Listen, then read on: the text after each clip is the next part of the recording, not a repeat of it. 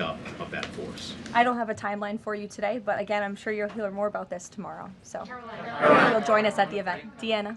Thanks, Caroline. Two questions. Sure. First, the president has talked a lot about housing affordability, and several countries that are facing housing shortages, including Canada, for example, have imposed a ban on non-citizens, like foreigners, from buying their houses. Do you know if that's a strategy that the president would be willing to deploy? Well, first of all, the president is obviously committed to deporting illegal aliens from our country and those who are not lawfully present in the United States, which he has done at a record pace, which has led to the falling of rents, as I pointed out in my opening remarks. Secondly, the president has recently announced that he is fighting for a ban on institutional investors and Wall Street billionaire corporations from buying up single-family homes that should be lived in his opinion, by American families. We know this is going to have a remarkable impact on the housing market and on prices and supply and demand for the American consumer and the American family. And then thirdly, the president is also expediting permitting as fast as we possibly can to build more homes, to increase supply, to obviously bring down the cost of home ownership and purchasing homes for the American people. And then also, as I mentioned as well, we do see mortgage rates falling. So all of this is combining to make housing more affordable in this country. There's still a lot more to do. The president is still digging his way out of the mess that was created by Joe Biden's administration in jacking up mortgage rates and jacking up housing costs. But we do see very positive trends in this direction. And the president wants the United States to be a nation of owners, not renters. He wants families to live in homes, not institutions and big corporations. Michael. Ukraine, Caroline. Secondly, on Ukraine, Sure. yesterday Zelensky said in an interview that he says that it's not fair that the president is saying that Ukraine has to make concessions. He's saying this publicly, and not Russia. Has the president seen these comments? And when the president says that Ukraine has to make concessions, is he referring to giving up Donbass? I think the president would respond to that by saying he does not think it's fair that thousands of Ukrainians are losing their lives, and Russians too, in this deadly war. And that's why the president and his team have committed a tremendous amount of time and energy in bringing this war that is very far away from the United States of America, but nevertheless, this is a president of peace. And so he's committed a tremendous amount of time and energy to bringing this war to an end. Just yesterday, there was another round of trilateral talks between the U.S., Russia, and Ukraine.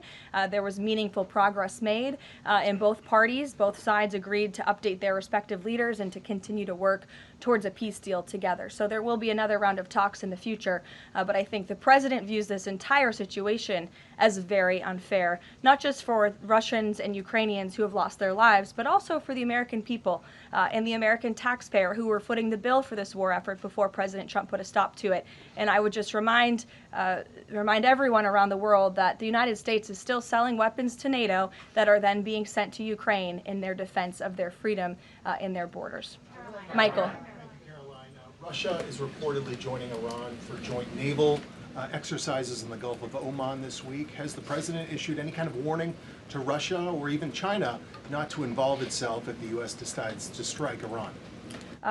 Not to my knowledge, no, or not that I would dictate from this podium. I wouldn't reveal the president's private conversations with world leaders.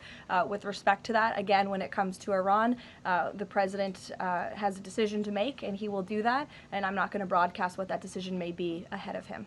President Barack Obama, Caroline, was recently asked if aliens are real. He says they're real, but he hasn't seen them. The president's daughter-in-law, Lara Trump, told Miranda Devine of the New York Post that the president has a prepared speech on this issue that he prepares to deliver at the right time.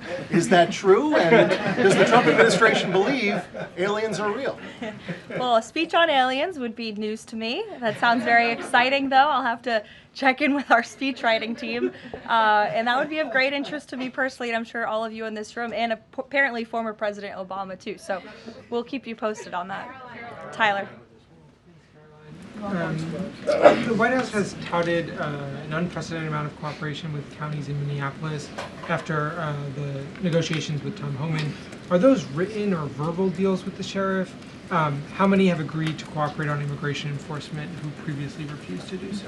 Yeah, the last time I spoke with Mr. Homan, which was just a few days ago, he assured us that nearly every single county in the state of Minnesota has agreed to notify ICE when they are releasing criminal illegal aliens from their jails. This is an unprecedented level of cooperation that we have not seen. It has led to not only cooperation to detain illegal aliens in Minnesota, which just this past week I have looked at the list. They've detained some very heinous people who none of you would want living in your communities, but has also led to a much more calm situation on the ground. We've also seen, and you've seen this with your own eyes play out, the local police and the state police have now cooperated in the arrests of left-wing agitators and criminals who are unlawfully obstructing immigration enforcement in their efforts. So this is a huge win, and again, the president sent Mr. Homan to Minnesota to do a job, and he has done it well, and I think the situation on the ground proves that.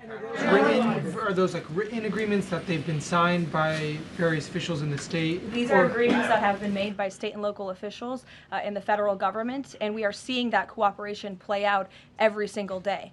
These counties are notifying ICE when they are releasing criminal illegals from their jail, and we do know that they are arresting left-wing agitators who are unlawfully impeding law enforcement. There's video to show that. Show it yourself. You can view it with your own eyes. John. Thank you, Karoline. You mentioned two things, DHS closed and the SAVE Act IDs. Both of these could get solved in 15 minutes if Senate Leader John Thune simply got rid of this phony 60-vote cloture rule and got 51 votes, and that would be the end of it, because everyone in this room knows if the Democrats take over, they'll get rid of that rule in 90 minutes. They already tried it one time, and the two Democratic senators that stopped it are no longer there, Manchin and Sinema. President Trump is backing